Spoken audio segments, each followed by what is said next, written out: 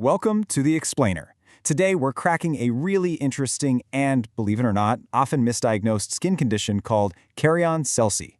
We're going to break down exactly what it is, where it comes from, and why it's so easy to get this one wrong. Okay, let's just dive right in with a clinical challenge, a question that really gets to the core of what this condition is all about. All right, here's the puzzle for today. Each of these options points in a different direction, but only one of them correctly describes this pretty intense inflammatory condition.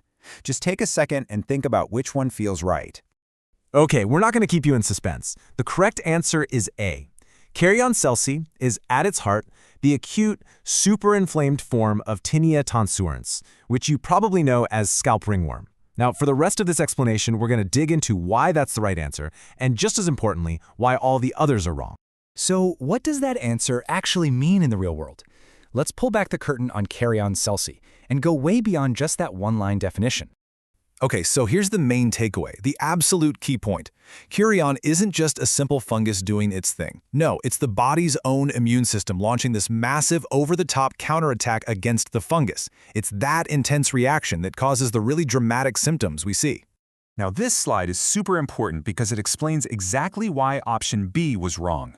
You see, the most dramatic, gnarly reactions, the ones that turn into a full-blown Kerion, are caused by fungi from animals. We call these zoophilic.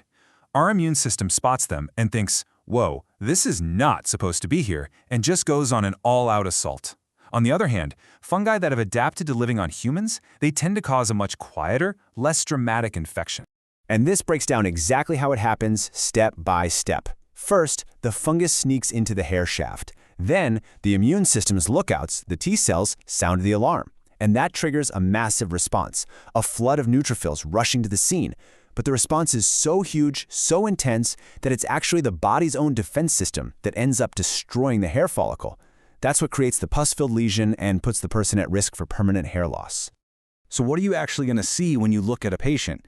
Well, it's going to be this painful, swollen, kind of boggy mass on their scalp. The classic thing to look for is the sieve sign, where if you press on it, pus actually oozes out from a bunch of different hair follicles, almost like water coming through a sieve. The hairs in that spot just come out super easily, and yeah, you're almost always going to find swollen lymph nodes nearby. Okay, so if we know the bad dye is usually a fungus from an animal, that leads to a pretty obvious question, right? Which animals are we talking about? Figuring out the source is a huge piece of the puzzle. Not just for treatment, but for making sure it doesn't happen again. Suspect number one, more often than not, is the family cat. Microsporum canis is a classic cause. And the really tricky part? The cat can be an asymptomatic carrier, meaning it looks perfectly healthy, but it's shedding these fungal spores all over the place. But it's not just cats. You got to think about smaller pets too. Guinea pigs are a big one, and they're becoming a more and more common source, especially for kids living in cities.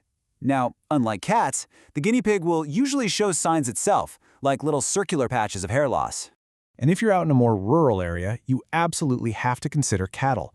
They're a major source for a fungus called Trichophyton varicosum. And this particular fungus is famous for causing some of the nastiest inflammatory reactions, not just on the scalp, but even in the beards of farm workers. Okay, so you've got a patient in front of you, and Kerion is on your radar. What's the game plan? Let's walk through how to lock down the diagnosis and treat it effectively so you can prevent any permanent damage. This right here is the #1 clinical pitfall. It's so easy to mistake a Kerion for a regular old bacterial abscess. You absolutely have to know the difference. Notice the hair. In Kerion, it's loose. It just falls right out. With a bacterial abscess, it's still firmly in place. And of course, the big one, a Kerion will not get any better with antibiotics. All right, how do you confirm it? You've got a few things in your toolkit. A Wood's lamp might give you a clue if it's the cat fungus, M. canis. But here's the big takeaway, and please don't forget this.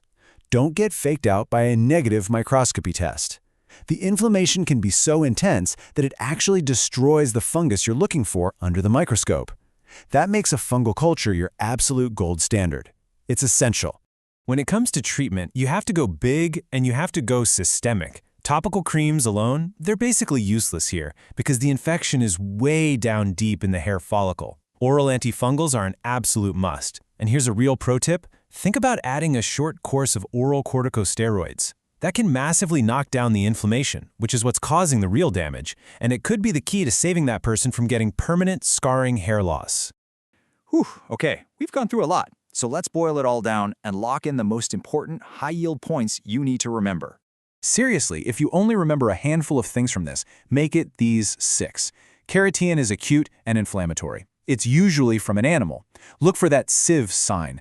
You have to do a culture. Don't trust a negative microscopy. Treatment must be oral. And always, always consider using steroids to save the hair. And this is the classic question you're going to see on an exam. A kid comes in with what looks like a scalp abscess, they've got swollen glands in their neck, and crucially, a round of antibiotics did absolutely nothing. That combination should make you scream, Kerion Celsi! And this quote just says it all, doesn't it? The biggest mistake you can make is just seeing pus and immediately thinking bacteria, then throwing antibiotics at it. If that scalp lesion isn't getting better, you have to pivot. You have to switch your brain to think about fungus. And that's our deep dive into Kerion Celsi. So, we'll just leave you with that thought. Next time you see a so-called abscess on the scalp that just isn't getting better, will you remember to think about a fungus? Hopefully, this explainer helps you do just that.